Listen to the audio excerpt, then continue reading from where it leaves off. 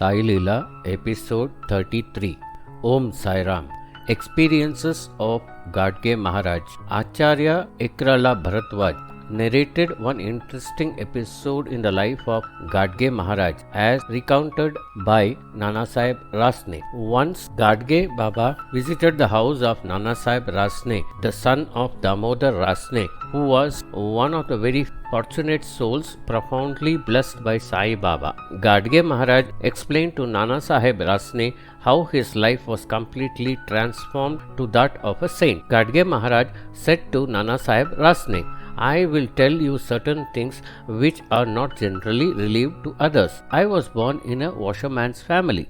As I was very poor, I worked in a clothes shop in Shedgaon. Once a fakir came from Selu Manman and asked for bhiksha. People did not offer him anything, thinking that he was a Muslim. When I saw the fakir, I felt a strong desire to serve him. So I went home and bought some food to give him. But the fakir already left the place. So I searched several places but found him in a ripe cornfield munching corn spike. When he saw me, he shouted at me, Why have you come here? I answered, I have come to give you food. Then he said, Will you give me anything I want? I replied that I would give him anything in life except money, because money I did not have. Then he demanded, Give me your life. I replied that it is already with you. I asked him to take my life immediately, as I lost scent in life. Then suddenly the fakir took me closer to him and put his hand on my head, blessing me. I felt galvanized at that moment and decided to quit the world. After feeding the fakir, I returned home to tell my people about my decision. I told my people at home that I got a great guru and I would follow him. I returned to the fakir only to find him angrier.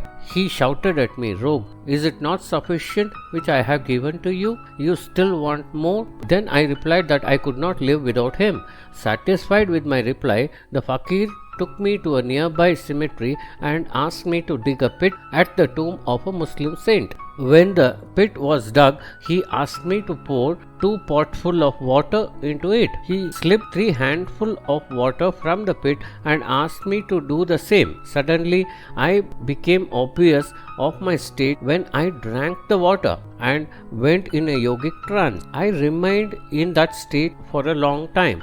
I did not notice when the fakir left the place. So I again started on a journey searching for him for so many years.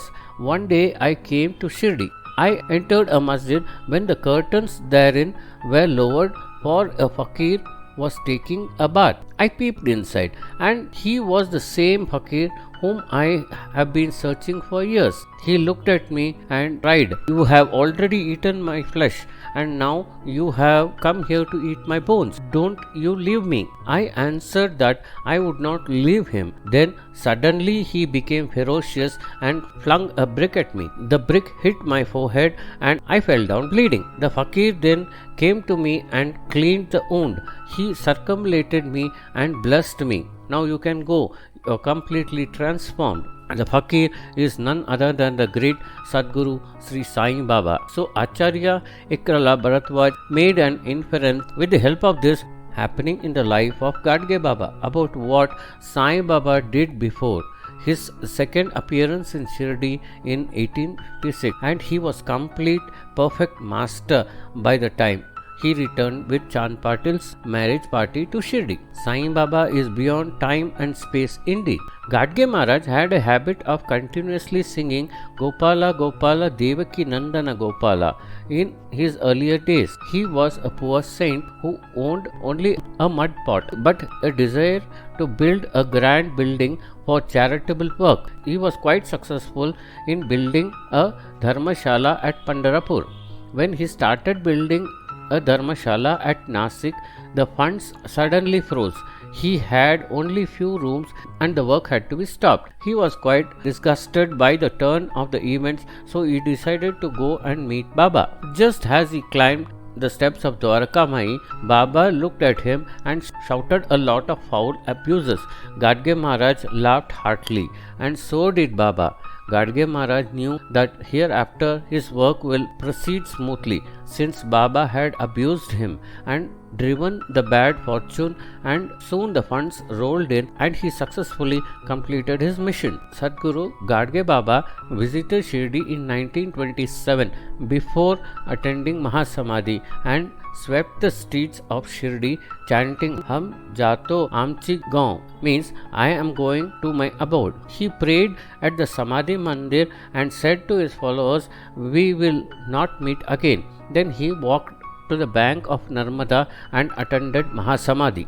Experiences of Durgabai Karmakar. It was sometime in the year 1913 when a woman wearing a black sari and carrying an infant in her hand climbed the steps of the Dwarka Mai early in the morning. She placed the infant on the floor of the Masjid Mai and bowed down to its presiding deity Sai Baba. The woman, whose name was Durga Bai Karmakar, was so touched by Baba's darshan that she forgot everything and the tears flowed down from her cheeks. At that very moment, all her bad deeds vanished. Durga Bai's baby was 8 months old. She was very poor and it seemed difficult for her to meet the expenses for her stay in Shirdi. Omnipotent Baba already knew about the fact and said, this is Sai's court.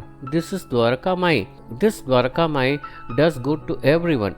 Don't worry about anything. Nothing can trouble you here. Now go and sit under the neem tree. Sit there for 3 days without uttering a single word and don't partake any food or water. On the 4th day morning, everything will be alright. Durgabai answered, Baba, I am not bothered if I don't get food or water for 3 consecutive days. But what about my little? He lives on milk. So if I get some milk, let alone other food for him, it is enough for me, Baba. I am very poor. I have none to support. Baba answered, Go. If you don't get milk for the kid, don't give him anything. Just keep him sleeping. Allah Malik. Allah is Almighty.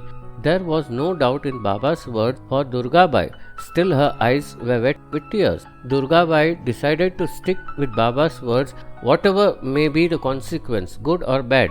Baba's words gave her immense strength to abide by this order. Durgabai went and sat under the neem tree as Baba's words were law and strength, full of helpless devotees. It was the same neem tree where today Gurustan is situated. 3 days passed. Durgabai, without food and water, without uttering a single word to anyone. But more surprising fact here was the infant of 8 months also did not cry for milk or food. Both mother and son did not even attend the nature's call during these 3 days. On the 4th day, in the early morning, Baba came and gave a piece of chapati to Durgabai and placed a 2 rupee coin in her son's hand to buy milk. Baba gave some advice to Durgabai. Don't talk to anyone unnecessarily. Be silent till it is possible. Serve others and that will be considered as my service. While such talks were going on between Baba and Durgabai, Balabahu, having a hotel of his own in Shirdi, came to them and said to Baba with folded hands, Baba, I take the responsibility of the lady on my shoulders. Thus Baba arranged everything to feed that poor lady and her son. The infant was not named till then. Baba named him Raghunath. Durgabai had decided to stay in Shirdi for 7 to 8 days.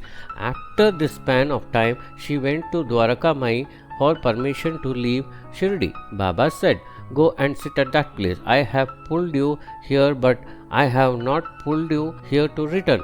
I pull only those who are mine. The lane between Dwarka Mai and Lendibag was unoccupied at that time. So, if any residence were built in that unoccupied space, then one could have an easy darshan of Baba while he went for rounds to Lendibag in the morning and the evening. Durgabai put a pucca house of her own in Shirdi between the lane from Dwarka Mai to Lendibag. She used to work at two different places and earned her living. She was a hard worker and never felt ashamed to do any type of work. Well learned and high profile devotees of Baba's court gave her much respect, but she was not the least proud of that. But such down to earth nature of Durga Bai was not liked by all, and few people used to criticize her very badly. She still did not speak anything in answer to those people. She sat in a corner of Dwarka Mai and wept slowly. One day in the afternoon, she was pressing Baba's legs in Dwarka Mai, and she remembered few bitter words against her. She could not control her tears. Baba, who knew everything, said to Durga Bai, "Durge, what business do you have with these people? People may do anything, speak anything, but is there any necessary to pay attention to them? I am here for you. You have to do many things and work hard. You will always find me sitting here and ready to help you." Baba's nectar-like words consoled Durga Bai to a great extent. Durga Bai never rejected any type of work, however difficult it may be. She would complete the work. After returning from work, she used to take a pot filled with rice grains to Dwarka Mai and cook it on Baba's dhuni. Till the rice was cooked, she used to massage Baba's whole body. She would not stop until Baba told her to stop. Durga Bai prepared Naivedya from the rice cooked in Dwarka Mai for Baba. There was a strange relationship between Durga Bai and Baba. Durga Bai was inspired to prepare those dishes which Baba wished to eat. So undoubtedly, dishes prepared by Durga Bai were partaken by Baba with love. Dada Sahib Kaparde was very much impressed by Durga Bai's service to Baba. For her uninterrupted service, he had arranged to give 15 rupees to Durga Bai every month. Durga Bai used to follow strict rules in her worship to Baba. Though Baba was only hungry for true feelings and love his devotees, she believed in discrimination of touchable and untouchables. Once it so happened that Durga Bai had kept rice to cook in Dwarka Mai and was massaging Baba's body. Meanwhile, a devotee turned up. He placed aside the rice pot from the dhuni, took a flame from the dhuni to lit chilam and again placed the vessel on the dhuni. The devotee did not have any thought of untouchability. He only knew that it was Baba's darbar, where no discrimination of high, low, rich, poor, touchable, untouchable. Everyone is equal in this court. Durga Bai did not object anything to that person's action, nor did she leave her service. Mentally she thought, it's time for my son's lunch. How can I feed untouchable rice to my son? A person lives on food and he eats. No, such untouchable food will not do any good to my son. Now, when will I go to the shop to bring rice? When lunch will be prepared again? And when will I feed my son? Such were the thoughts of Durga Bai, and they made her cry. One tear fell on Baba's back, and Baba knew her feelings and the state of mind then and there. Baba said, "Durga, you please don't cry. There is no room for untouchability in my court. This Masjid Mai is not worthless. People come here and wash away their sins of their crores of birth. I have lightened this dhuni with my own hands. God of fire Agni Deva resides in this dhuni. So will the rice cooked on this pious fire ever become unfit to eat due to someone's touching? Your son's fortune will shine by eating the rice cooked on the holy fire." I am not saying these words because mercy has dawned in me. I don't have any ill feeling towards anyone in my heart. Agni Deva resides here in this dhuni, and I have lit this dhuni. People come here, take udi from the dhuni to cure diseases and to apply on their foreheads. So what to say about their fortunes? Durga, don't have any doubt in your mind. You feed Raghu with this rice only, and also feed yourself. Saying so, Baba tried to calm down Durga Bai and gently moved his hand on her back. Again he added, "Now get up and go to your home, eat this rice and give it to Raghu also. Like this, Baba imparted a very valuable message that everyone is equal in his eyes, and thus discrimination of caste and creed and touchable, untouchable are barriers in the path of spiritual progress. Continuing with the story of Durga Bai and her son, days passed by. Raghu attained the age of 5. Durga Bai decided to perform his thread ceremony. Nana Sahib Chandorkar, Kaka Sahib Dikshit, Rao Bahadur Dhamul, Baba Sahib Khaperkar and other able devotees collected rupees 75 by their personal contribution and gave them to Durga Bai. 4 days were remaining for the thread ceremony. There was a burglary in Durga Bai's house. 4 thieves stole away all her money from the house. When Durga Bai came to know that nothing was left in her house, she was completely dejected.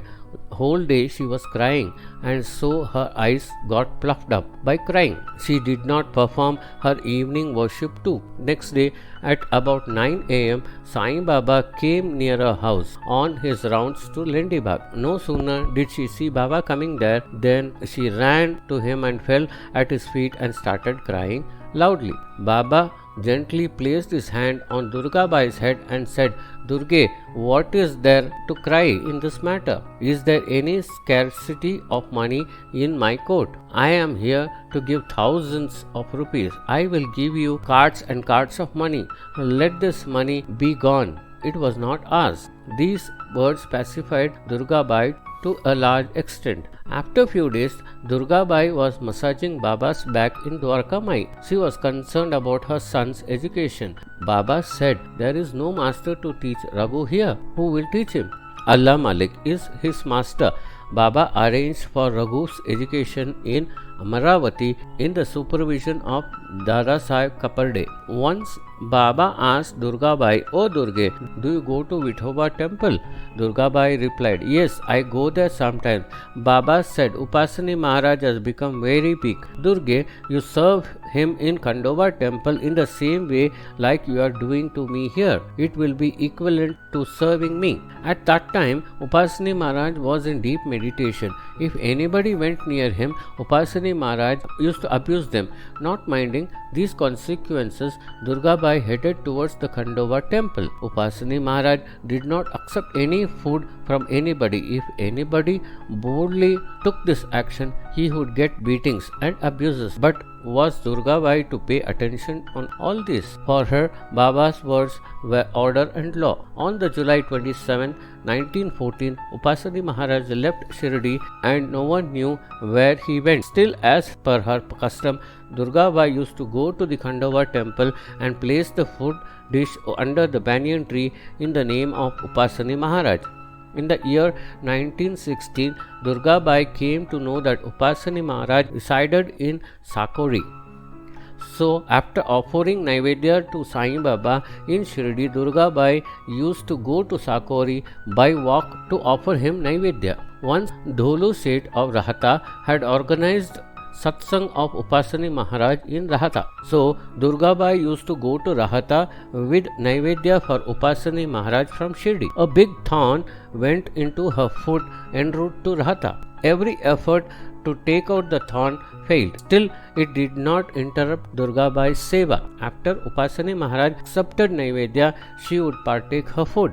As the days passed, the swelling and the pain of the wound increased. She was finding it difficult to walk normally. One day, Upasani Maharaj noticed Durga Bai's wounded leg. He showed artificial angriness and said, "Why are you suffering since so many days without telling anybody? If you say someone, there can be a solution for your suffering." Upasani Maharaj called for a pair of thorns and held Durga Bai's leg. Another person took out the big thorn which went deep into Durga Bai's feet. After Baba's Mahasamadhi, Durga Bai made Sakori her permanent stay for serving Upasani Maharaj. After many years of selfless seva, Durga Bai breathed her last in Sholapur Sai Dham. Here we come to the end of Sai Leela episode 33. Om Sai Ram.